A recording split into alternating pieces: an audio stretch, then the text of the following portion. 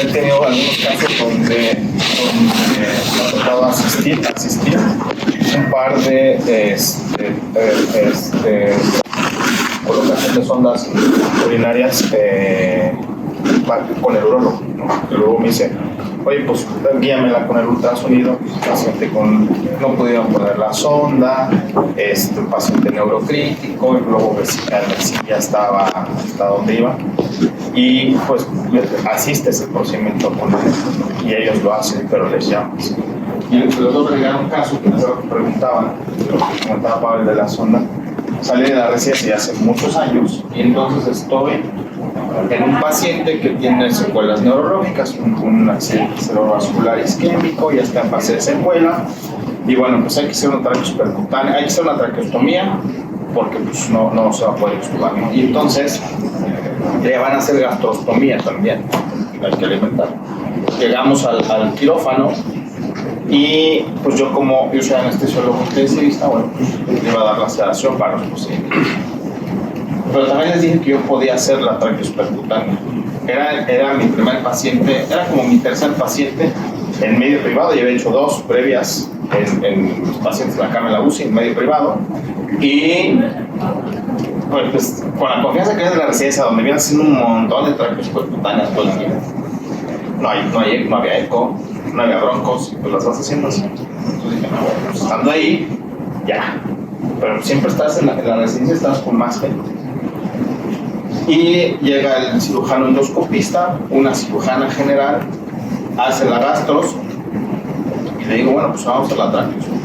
Lo lógico y lo común es que los cirujanos hubieran hecho la traqueos. Eran 2 cirujanos en la sala y su servidor.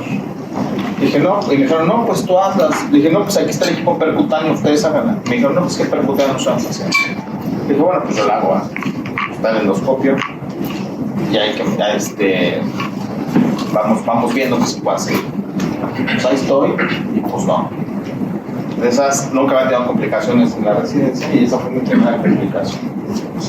Por aventurarme a hacer algo que tenía un respaldo mayor como cirujano, hubo una lesión esofágica, y bueno, de ahí a correr, poner endoprótesis, y bueno, lo pasé fue bien al paso del tiempo, pero sí de pronto es, como bien se puede conocer los límites y ver la mejor forma de ir haciendo los procedimientos. Y bueno, al final vamos a aprender. Vamos a hablar un poco ahora de la vía aérea, de la evaluación de la vía aérea. Vamos a describir el papel del ultrasonido enfocado en manejo de ver cómo lo podemos utilizar y qué herramientas nos puede dar el eco. Vamos a identificar los principales marcadores ultrasonológicos de vía aérea y describir la técnica de confirmación temporal de cómo vemos un tubo en la vía aérea, como tal el doctor Néstor Belmonte, que podemos ver el tubo con alta fidelidad con el ultrasonido. Ha demostrado una amplia utilidad en la evaluación del paciente grave, y es un método dinámico y rápido para la evaluación. Cuando yo, como anestesiólogo, hablo de vía aérea y ultrasonido, la realidad es que en lo que aprendemos el equipo, el anestesiólogo ya intuba al paciente. Los urgenciólogos ya intuban al paciente. Y en terapia intensiva regularmente los pacientes llegan intubados. Pero sí hay puntos que tenemos que marcar. Cuando hablamos de vía aérea, como comentaba al inicio, debemos de tener planes de acción. No sé cada vez que van a intubar pacientes si realmente hagan un plan de acción para el acceso a la vía aérea o solamente intuban. O sea, todos debemos tener en la mente un plan A, un plan B, un plan BC, un plan D, ¿no? Y el plan D actualmente en las guías dice que debe ser un abordaje quirúrgico. Y no sé si estemos preparados o se preparan cada vez que tenemos un paciente en el manejo de la vía aérea donde un paciente llega a una urgencia real. Hace rato comentaban que la traqueostomía no es una urgencia real. Afortunadamente la mayoría de los pacientes pueden ventilar. Nadie se muere por no poner un tubo en la garganta, siempre y cuando el paciente se ventile. Pero cuando tenemos un paciente que no se puede ventilar y que no se puede intubar, entonces tenemos que tener acceso a una vía aérea quirúrgica. Y esa sí es de ya. Y regularmente, y seguramente por eso lo comentaba, no vamos a hacer una traqueostomía, vamos a hacer una cripo de urgencia que pueden tornarse catastróficas cuando no limitamos o delimitamos bien el punto donde vamos a tener acceso a la membrana cricotiroidea. Y de ahí podemos hacer, y hablando de quirúrgicas, podemos hacer una retrógrada o una ventilación jet, o debemos de buscar el punto donde vamos a hacer la incisión, o una traqueotomía percutánea de urgencia. Cualquier procedimiento quirúrgico nos puede apoyar en esta parte. Pero el ultrasonido, comentaba, que siempre nos puede servir de identificación de estructuras y de marcador para poder tener, si se nos presenta una urgencia, donde poder abordar una vía quirúrgica. Nos ayuda para predecir una vía difícil, delimita estructuras en la realización de vía quirúrgica y confirma de manera indirecta la intubación endotraqueal y descarta sobre todo la intubación esofágica. Y a esto le podemos sumar que cuando ponemos el tubo podemos bajar el transductor al pulmón y podemos saber si nuestro tubo está bien colocado o no está canulado un bronquio de más, y que podemos estar ventilando los dos pulmones a la par, ¿no? Entonces vamos a definir marcadores de vía aérea a través del ultrasonido. Va a ser el cartílago tiroides de superior a inferior, el cartílago cricoides, anillos traqueales, y algo bien importante es definir la interfase mucosa-aire en la tráquea, que es esa línea que comentaba el doctor Raimondi, donde va a ser nuestro marcador de la vía aérea, tanto en plano longitudinal como en plano transversal. El transductor que regularmente vamos a utilizar, o el que se debe utilizar para esta evaluación de la vía aérea, es un transductor lineal. Bueno, aquí mencionan, y casi todos lo mencionan como los de 7 y 7.1 MHz, pero pueden ir entre 7 y 12. Son transductores de alta frecuencia y con una profundidad que nos van a dar una profundidad máxima entre 4 y 6 centímetros. Ayer, bueno, en los principios de ecografía básica, los transductores de alta frecuencia dan poca profundidad y una mejor definición, a diferencia de los transductores de baja frecuencia, como son complejos sectoriales, que dan más profundidad y nos dan, pues, en fin, una menor calidad de imagen. Entonces vamos a ver las proyecciones ultrasonográficas. Hay que considerar los planos anatómicos para ver qué tipo de cortes o cómo vamos a acomodar nuestro transductor. Vamos a tener vistas transversales, vamos a ver vistas sagitales y vamos a poder hacer vistas,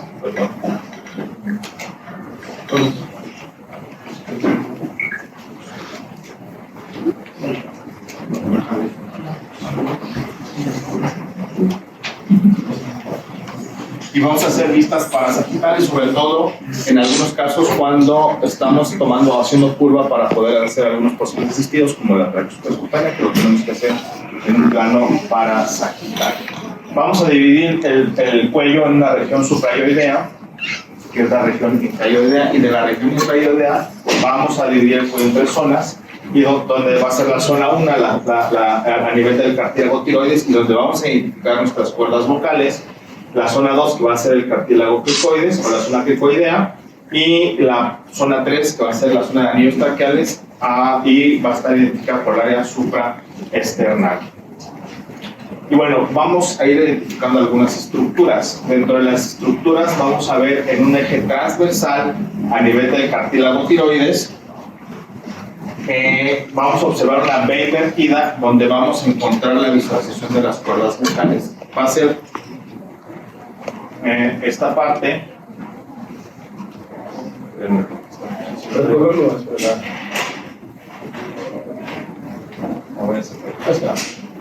Aquí están las cuerdas vocales. Vamos a poner el transductor a nivel del cartílago tiroides y podemos ver la B invertida, donde vamos a definir las cuerdas vocales. Estas van a ser estructuras hiperecogénicas de forma triangular. Una vez que identificamos estas cuerdas vocales, podemos pedirle al paciente que hable y vamos a poder ver la vibración de estas cuerdas, y ese va a ser nuestro primer punto de referencia. Ahí está, va a estar cubierto por el cartílago cricoides, los arenteroides en la parte más baja y las cuerdas vocales reales. Vamos a bajar al cartílago cricoides con ese mismo corte transversal y vamos a ver la zona 2. Ahí vamos a ver una imagen en forma de arco, y ese va a ser vamos a ver aquí esta imagen, que es la membrana que va a estar cubierta por este cartílago cricoides, y van a ser a partir del cartílago y hacia abajo los anillos van a ser en forma como si fuera un anillo que no se completa, y esta va a ser la forma que vamos a estar buscando. Siempre va a estar acompañado de esta imagen, que es la interfase aire-tejido, aire-mucosa, que nos va a ayudar también a definir cuando tengamos un tubo o no, o las estructuras que vamos a ver. Y en la zona 3 vamos a ver la luz del esófago, que esto es súper importante, la tiroides y los anillos traqueales. Dependiendo de la profundidad y qué tan ancho sea nuestro transductor, y depende de cómo el cuello, podemos alcanzar a ver hasta la arteria carotidia, y esto también nos va a servir como referencia. Y vean aquí como ya estamos en la zona 3 del cuello, por abajo del cricoides, y empezamos a ver los anillos traqueales. Una vez que pasamos del eje transversal, nos vamos a ir al eje longitudinal. Vamos a poner el transductor en longitudinal con el marcador cefálico, y entonces vamos a buscar la membrana cricotiroidea. Que va a ser, la vamos a ver. Vamos a identificar los anillos traqueales, la interfase aire-mucosa, y el cartílago cricoides lo vamos a ver como si fuera un poquito más grande en referencia a los anillos traqueales, y por arriba de él vamos a tener la membrana cricotiroidea. Vamos a ver este video.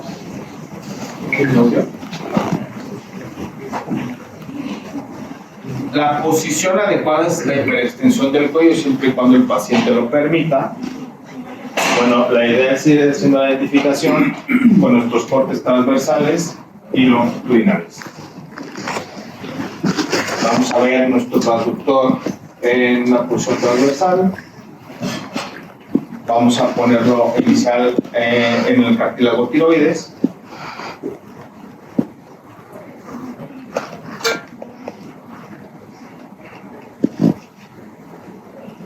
Y vean cómo vamos a buscar las cuerdas vocales. Hay que recordar que en estos casos tenemos que evaluar la profundidad de nuestro transductor de la pantalla y nuestras ganancias para tener una mejor imagen. Este es un video de Sonosite, y tal vez le hubiéramos puesto un poquito más de ganancias para tener una mejor imagen. Vamos a bajar el transductor al cartílago cricoides. Vean cómo identificamos la membrana cricotiroidea y el cartílago cricoides. Aquí vamos a ver la reverberancia, que es uno de los artefactos que vemos cuando hay aire por debajo de alguna estructura, que eso lo vemos mucho en pulmón, y esta reverberancia nos va a ayudar a identificar la membrana. Después vamos a bajar a los anillos traqueales y vamos a observar igual la membrana y aquí es donde podemos hacer las mediciones de la piel hacia el anillo, y vamos a ver también esta interfaz aire-tejido y la reverberancia. Bajamos más y vamos a poder identificar los anillos, y aquí sobre todo es importante también ir buscando ya la ventana donde veamos el esófago, que nos va a ayudar a descartar que nuestro paciente esté intubado en esófago y que pueda estar, y que esté el tubo de forma adecuada en la tráquea. Después vamos a hacer un corte longitudinal, una ventana longitudinal sobre el cuello. Vamos a poner nuestro transductor en la parte medial con el marcador hacia la cabeza, hacia el cefálico, y vamos a ver los anillos.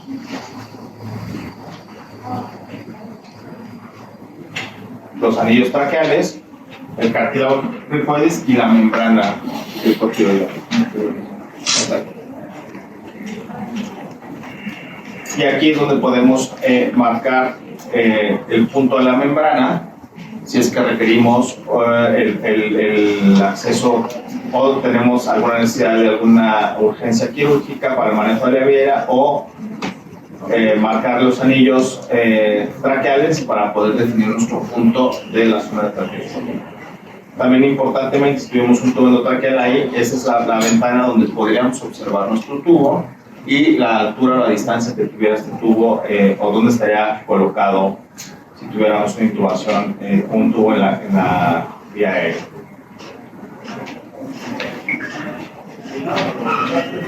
¿Cómo podemos saber si nuestro tubo está de forma correcta colocado cuando hemos hecho una intubación? Hay algunos datos, como es la tormenta de nieve o flúter breve y el signo de la bala. Cuando vieron el anillo traqueal, se ve como si fuera un semicírculo. Cuando ponemos un tubo, ese tubo se rompe, la interfaz aire tejido de la que hemos estado hablando mucho también se pierde, y entonces vamos a tener una sombra acústica en forma de la punta de una bala, y por eso le llaman signo de la bala. Vamos a colocar el transductor de forma transversal en la ventana supraesternal y vamos a identificar la zona de la tráquea y el esófago, como ya lo vimos en una ventana transversal, y eso nos va a ayudar a identificar si nuestro tubo está colocado de forma adecuada. Aquí tenemos los artefactos que vemos en la tráquea de forma habitual, estas reverberancias que estábamos bien identificando.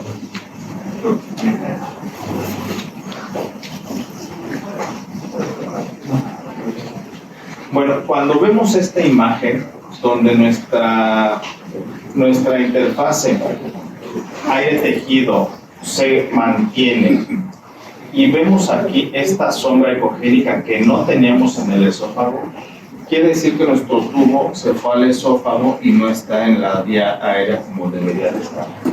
Esto, al momento que estamos haciendo la intubación, se coloca el transductor, es un segundo operador, se mete el tubo y bueno, esto se dilata el esófago cuando completamente está colapsado, se dilata y aparece este signo. Esto nos habla de que nuestro tubo está del esófago y debería estar en la tráquea.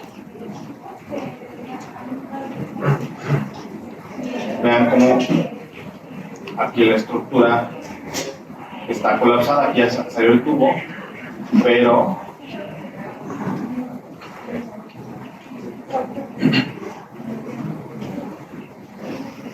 ahí se ve que está dilatado el esófago cuando no debería estarlo, y cuando sacamos el tubo se colapsa. Eso ya es hemos sacado el tubo del estómago y ya hay que hacer otra maniobra para ya intubar a este paciente. Vamos a identificar la membrana cricotiroidea.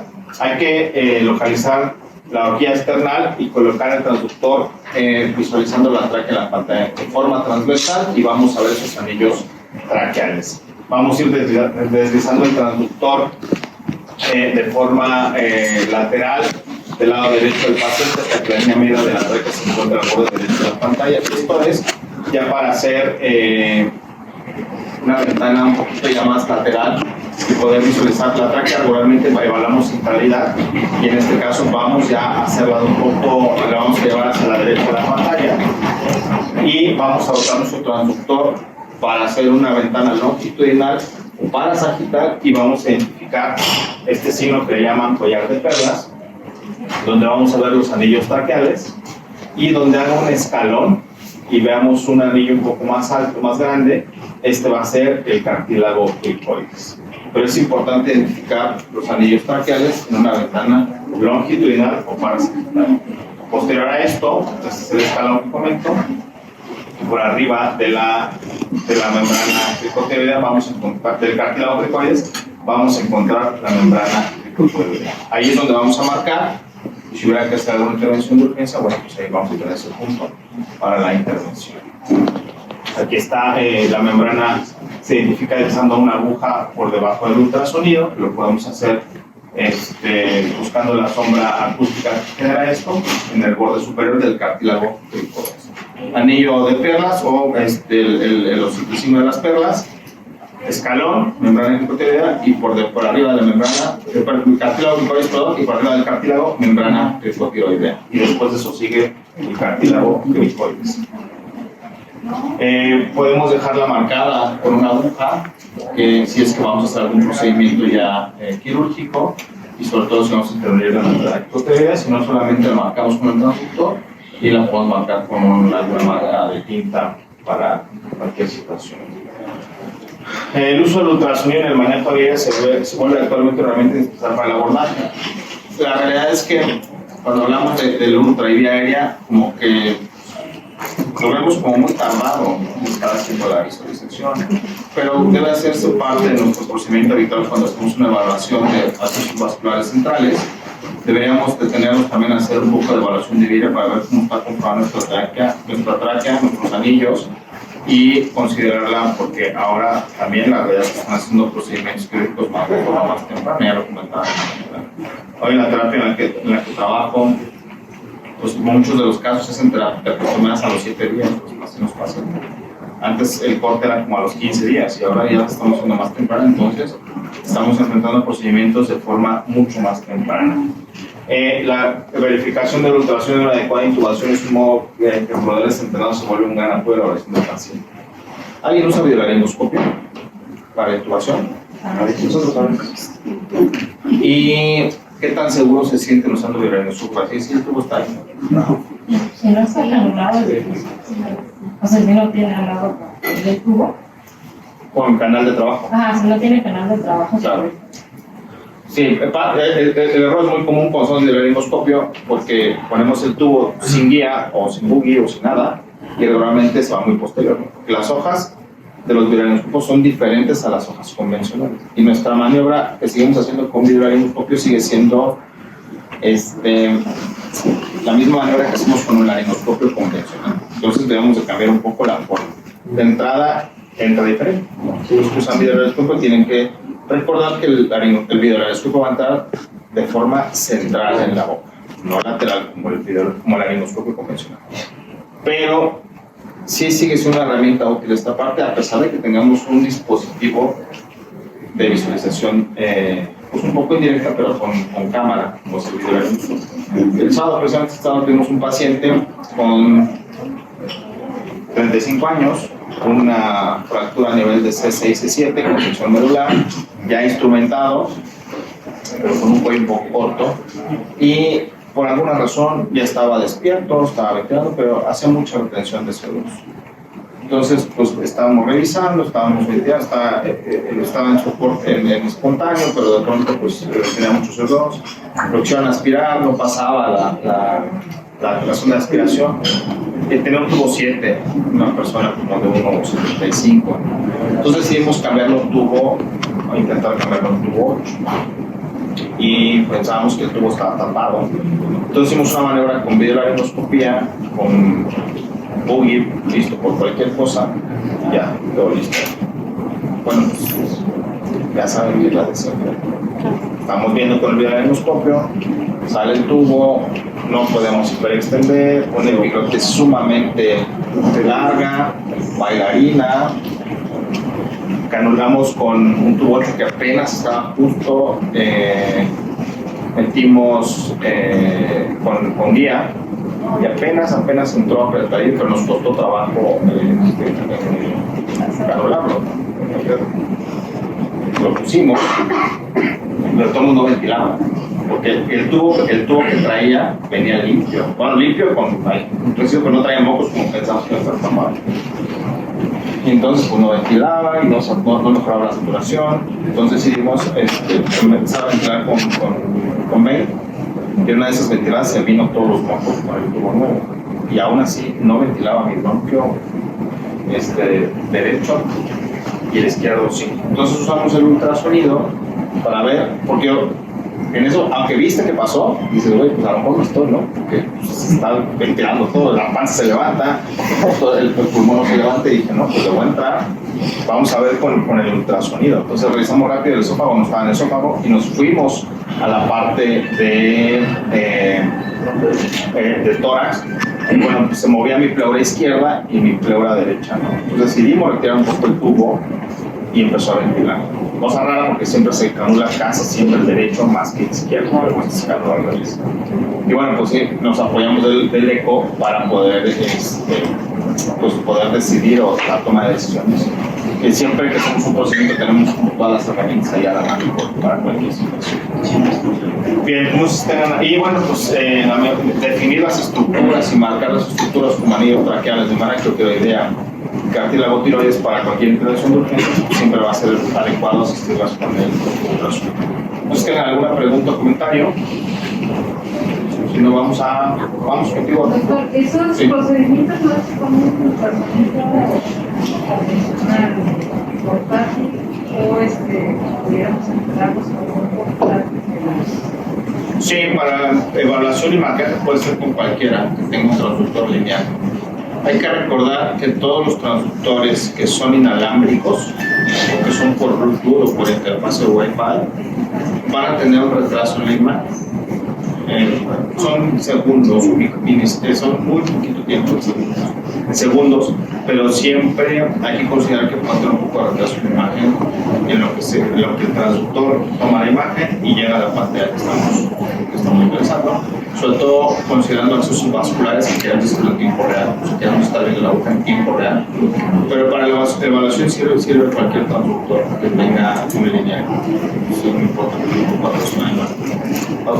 Perdón, en la anécdota que contó, lo primero que hicieron fue checar que no estuviera en el esófago y después vieron si deslizaba una pleura. Vamos al pulmón. Ah, ok. Y entonces cuando no vieron que una no deslizaba fue cuando decidieron Empezamos a retirar el tubo. retirar. Okay. Pero sí, yo metí el tubo, pues mi residente estaba haciendo la endoscopía y no podía canular y yo lo canulé a su lado. Pues. Yo vi que entró, pero todos me quedaban. Bien, bueno, pues vamos a continuar. Si no hay alguien más. De todos hablando de la práctica, vamos a trabajar con la carina. La carina va a ser difícil de reconocer porque después de una tráquea ya intraocular que no vamos a alcanzar a ver. Podemos ver la distancia a lo mejor de la membrana hacia la punta del tubo, en la parte más superior, en la zona 2 o 3 del cuello. Pero ver si llegamos hasta abajo. Ahí nos apoyamos de las ventanas pulmonares. Y siempre les comento que la evaluación previa antes del procedimiento es adecuada. Si este paciente hubiera tenido un neumotórax, un neumotórax no identificado, por cualquier situación, a lo mejor su maniobra fue, vamos a poner un catéter central y después lo intubamos porque vamos a poner la semilla. Y trae un neumotórax, y ustedes intuban y canulan más el bronquio derecho, y que el neumotórax va izquierdo, entonces esa pleura no se va a mover. Pero si canulas más y canulas el bronquio derecho y se mueve la pleura derecha y la izquierda no se mueve, no porque esté canulado o no el bronquio, sino por un neumotórax, no lo vamos a poder saber, que tiene dos problemas. Uno que está canulado el bronquio derecho y está con un neumotórax izquierdo. Si tú retiras el tubo, sigue ventilando o se mueve la pleura derecha y la izquierda no se mueve, tu razonamiento va a ser, lo voy a seguir sacando y lo puedes extubar, pero no has identificado un neumotórax. Pero si antes de intubar haces una ventana pleural y ves que las dos pleuras se mueven y después de tu maniobra ves que una no se mueve, algo pasó, ¿no? Puede ser que se canuló o puede ser que hizo un neumo espontáneo, algo pasó. Pero si desde el principio, antes de intubar, ves que la pleura derecha se mueve y la izquierda no se mueve, probablemente después el tubo va a seguir sin moverse, pero no va a ser cuestión del tubo, sino un problema que tienes que identificar que estaba previo al procedimiento. Entonces, siempre recomendamos hacer una evaluación previa, si es posible durante y posterior a los procedimientos para ver qué está pasando. Este es un caso que les pongo mucho a los alumnos en los cursos de manejo de vía aérea. Neumotórax izquierdo, que canularon el bronquio derecho, que revisan los pulmones, sacan el tubo, se mueve el derecho y el izquierdo sigue sin moverse. Entonces, ¿qué hacen? En vez de buscar un neumotórax, siguen sacando el tubo hasta que suban el paciente. Van sacando. Y la pleura izquierda nunca se va a mover. Que ya mejoraron, puede ser que hiciste con el bronquio derecho, pero también tiene un neumotórax. Entonces, es muy común eso. Pero hay que hacer una evaluación previa y posterior. ¿Algo más?